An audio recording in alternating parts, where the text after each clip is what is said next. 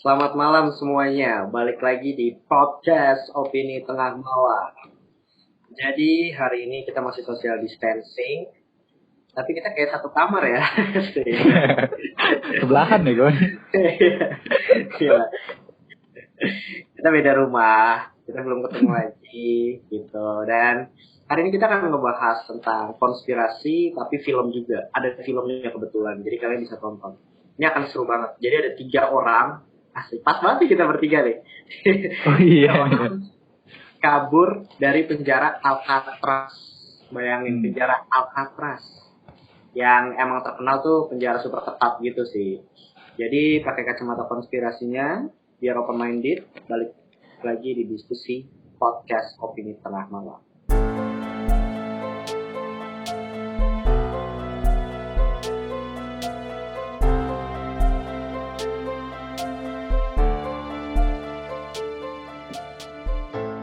Ya, selamat malam pendengar. Apa kabar nih? Hari ini kita masih social distancing. Semoga pandeminya cepat kelar juga. Jadi kita bisa bareng bertiga ngobrolin podcast di satu meja. Gitu.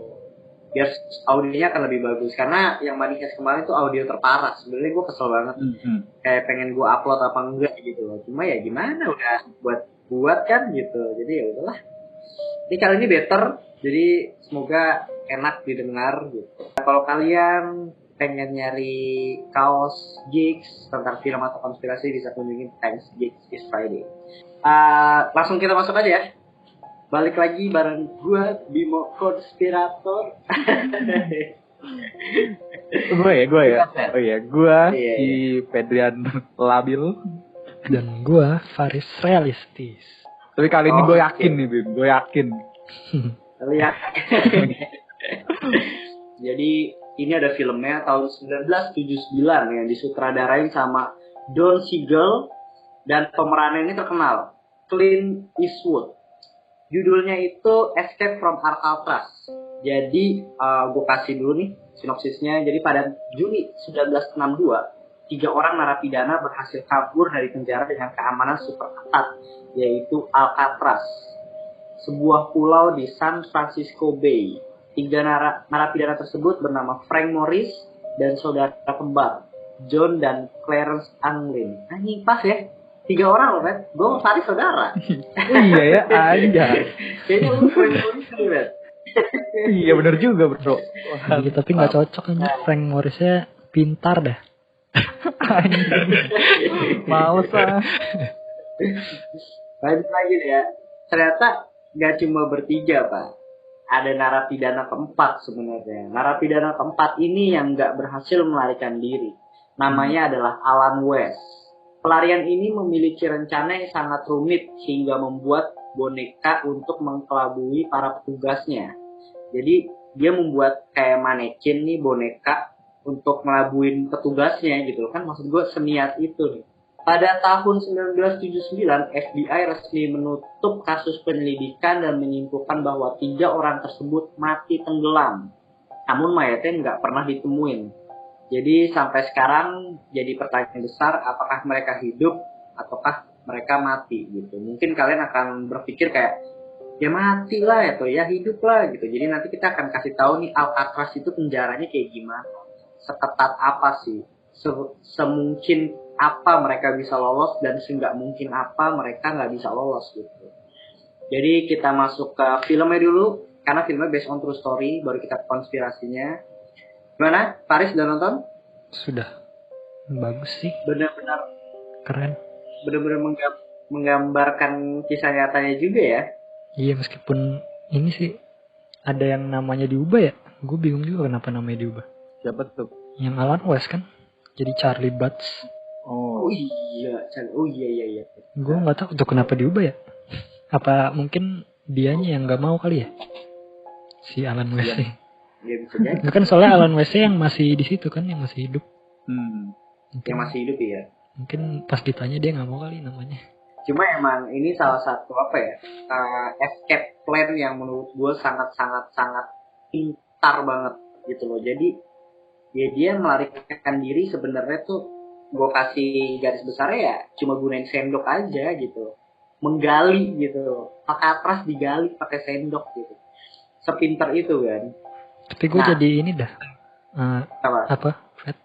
Nyadar Prison Break ngambil banyak referensi dari situ juga anjir. Iya anjir, gue juga terus pas awal-awal ya, yang satu jaga, satu ini. Oh itu series ya, series Prison Break ya. Ya iyalah, karena ini salah satu kabur dari penjara tuh nih pasti udah jadi salah satu kasus yang benar-benar gede gitu, udah pasti keluar si Alcatraz ini gitu. Oke, jadi langsung masuk lagi nih. Ternyata tuh di Alcatraz itu pernah orang mencoba melarikan diri 36 narapidana gitu. Tapi beda-beda tahun gitu. Jadi ada 36 narapidana, 23 ditangkap kembali, 6 ditembak, 2 tenggelam, 14 baru mau nyoba lari tapi nggak jadi. 14 narapidana baru mau rencana aja tapi nggak jadi. Takut dia. Dan 5 itu pulang. Dalam arti berhasil atau enggaknya nggak tahu. 3 diantaranya Frank Morris sama saudara kembarnya tadi, John sama si Clarence itu. 2 adalah Theodore Cole dan Ralph Rowe yang diduga hilang tenggelam juga gitu. Jadi itu penjara Alcatraz itu salah satu penjara yang di pulau. Dia satu pulau sendiri dan emang sulit untuk narapidana kabur gitu loh. Mirip Shutter Island ya? Gitu. Shutter Island tuh penjara bukan? Bukan. Iya itu penjara tapi untuk ini orang gila. Penjara. Kayak asylum. Iya benar banget. Nah langsung Fred, gimana menurut lu tanggapan lu atau apapun dari Frank Morris ini? Dari keseluruhan kasus sekali ya? Iya, kasus. Dari keseluruhan kasus ini gue mantep sih, dia bisa kayak gue baca caranya gitu, terus kayak sabar dari sendok. Terus pas gue baca juga lautnya arusnya kayak apa sih, dingin gitu, terus arusnya tuh dia kayak liar gitu loh. Kalau gue baca liar, wild gitu. Liar aja gitu dah. Kalau Faris gimana nih? Keren sih, maksudnya itu kan salah satu penjara yang di gadang-gadang tuh nggak ada yang bisa keluar dah. Kalaupun ada yang bisa keluar juga pasti lu mati karena jaraknya jauh banget kan dari pulau untuk ke San Francisco-nya gitu, ke pantainya lah. Dan alatnya juga sederhana lagi. Iya, maksudnya lu kan nggak bisa di pinggir itu lu tiba-tiba nemu ada perahu kan, nggak mungkin kan. Terus bikin perahu juga nggak bisa kan ya, pakai apaan ya. Tapi ternyata ada aja gitu idenya. Bener banget, nanti kita kasih tahu nih menggunakan apa mereka. Sebelum itu kita masuk ke latar belakangnya dari 3 orang ini yang akan dibacakan oleh Fedrian Labil. Oke, ini jadi nih latar belakang mereka berempat ya. Jadi si pertama yang paling pinter lu nih, Frank Lee Morris. Dia lahir tuh di Washington DC nih. Terus kedua orang tuanya tuh udah meninggal, jadi dia tuh yatim dari umur 11 tahun. Kejahatan pertamanya tuh pada umur 13 tahun. Dia kejahatan pertamanya tuh punya narkoba dan perampokan bersenjata. Jadi dia udah masuk penjara tuh umur 13 tahun dan kembali ditangkap karena kasus mencuri mobil dan perampokan. Frank memiliki tingkat kecerdasan yang cukup tinggi, termasuk 2% populasi dunia yang memiliki IQ 133. Anjay. Einstein aja 160 anjir. Beda maksudnya beda jauh sih, Pak. Tapi dia tuh termasuk kategori kayak jenius. Populasi dunia, hanya 2% yang punya tingkat kecerdasan itu gitu. Dan dia salah satunya. Dia masuk Alcatraz pada 20 Januari 1960. Selanjutnya ada John and Clarence Anglin. Mereka saudara nih. Mereka lahir sebagai peternak dan buruh. Clarence pertama kali tertangkap pada umur 14 tahun saat sedang membobol service station. Setelah itu mereka ditangkap pada tahun 1958 setelah merampok Bank of Colombia. Mereka merampok bank dengan menggunakan pistol mainan. Gak modal anjing. Pistolnya yang bunyi. Keduanya dihukum. Bunyi fire. Kenapa? Keduanya dihukum 15 sampai 20 tahun penjara. Mereka beberapa kali mencoba melarikan diri namun gagal. Hingga akhirnya join ke Alcatraz pada 24 Oktober 1961. Ternyata yang terakhir nih, yang kasihan nih. Ellen Clayton West lahir di New York City. Dia dipenjara karena pencurian mobil pada tahun 1955. Pertama kali dia masuk penjara tuh di penjara Atlanta. Kemudian pindah ke negara bagian Florida setelah upaya melarikan diri yang gagal. Dia dipindahkan ke Alcatraz pada tahun 1957. Berarti duluan si Alan Clayton West, terus Frank Morris, baru si John and Clarence Anglin. Oh duluan dia. Kalau di film si Gimana Charlie-nya, si ini nih Alan West-nya atau si Charlie Batts-nya masuknya belakangan. Tambahin lu dah dikit deh. Jadi si Anglin Brothers itu sebelumnya udah pernah ketemu sama si Frank Morris. Iya gak sih? Oh, kenal di ya? penjara-penjara lain kenal. soalnya mereka sering keluar masuk penjara kan. Oh gitu. Jadi dia pernah ketemu sebelumnya. Sahabat ya? Iya. Makanya pas mereka masuk langsung direkrut kayaknya udah sama si Morris soalnya udah kenal kali. Asik. Iya. Kalau di film juga mereka kenal, saling kenal. Iya, lagi makan tiba-tiba, loh, lu masuk sini juga gitu. Anjas. Kocak lah jadi dia kayak gitu dah. Kayak loh gitu dah. Masuk ini ke Alcatraz. Jadi ini beberapa fakta tentang penjara Alcatraz yang bisa bikin penjahat langsung jiper. Yang pertama ada. Jadi Alcatraz itu rumah bagi para gangster kelas kakap. Alcatraz ini adalah penjara yang memiliki pengamanan dengan tingkat yang sangat tinggi pada masanya ya. Nah itu jadi alasan kenapa banyak penjahat kelas kakap yang dimasukin. Antaranya itu ada gangster terkenal Al Capone dan banyak juga gangster-gangster atau kriminal yang dianggap sudah melakukan kejahatan yang cukup parah lah. Biar dipastikan nggak keluar lagi gitu. Yang kedua, ada banyak penjahat yang bunuh diri. Jadi di Alcatraz selama 29 tahun mereka beroperasi, nggak pernah sekalipun melakukan eksekusi ke narapidananya. Namun ada beberapa fakta yang mencuat. Tempat ini seringkali terjadi pembunuhan. Entah dilakukan oleh sipir penjara atau geng penjara yang mengerikan ya. Ya di penjara mungkin emang kayak gitu kali ya, semua penjara ya.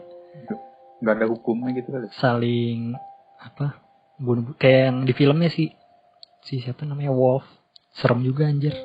Kalau lu nonton ya kayak di Prison Break lah yang lu tonton. Biasa ada yang suka nyelundupin pisau-pisau buatan gitu. Serem anjir. Iya anjir. Terus yang ketiga, Alcatraz ini punya ruang bawah tanah yang mengerikan. Alcatraz punya 4 blok yang berbeda. Blok B dan C biasanya digunakan untuk memenjarakan narapidana kelas 3.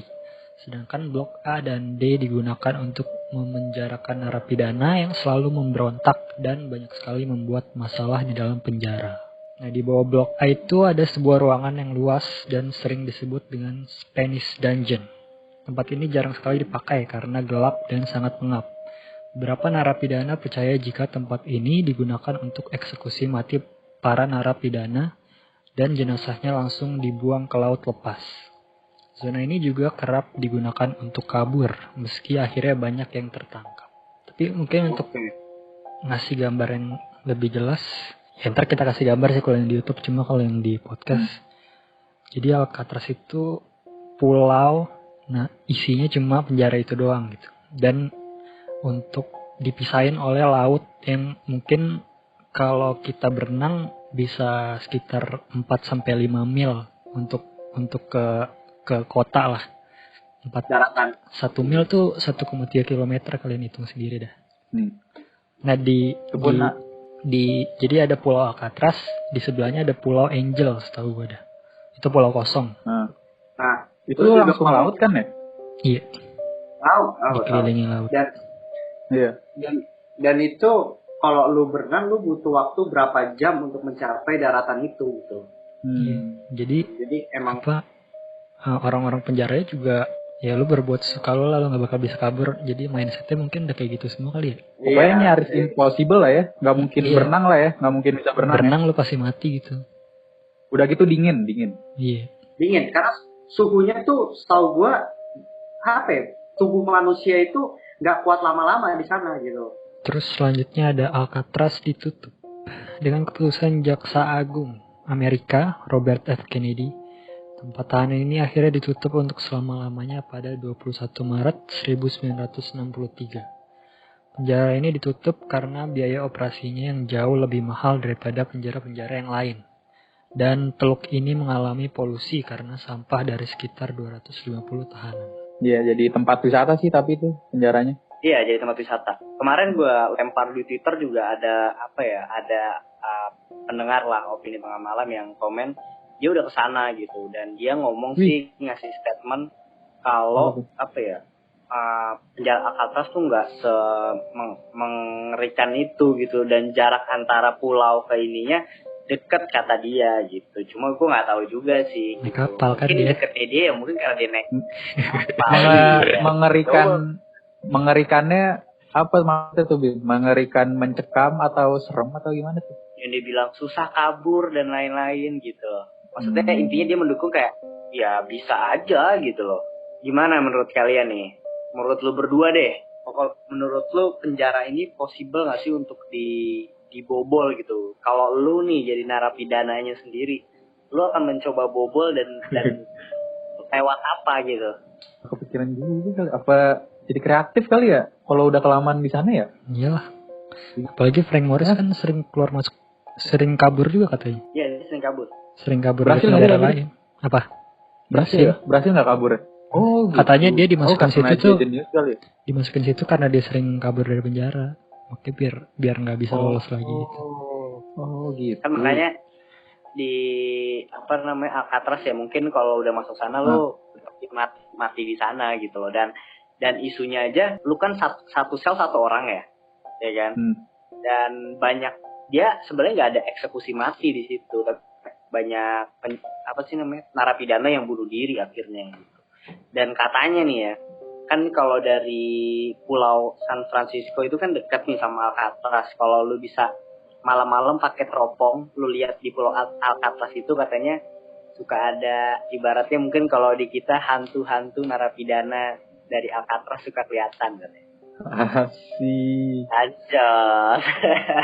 Tapi boleh gak sana malam? Gue pernah ngeliatnya vlognya itu malam, siang.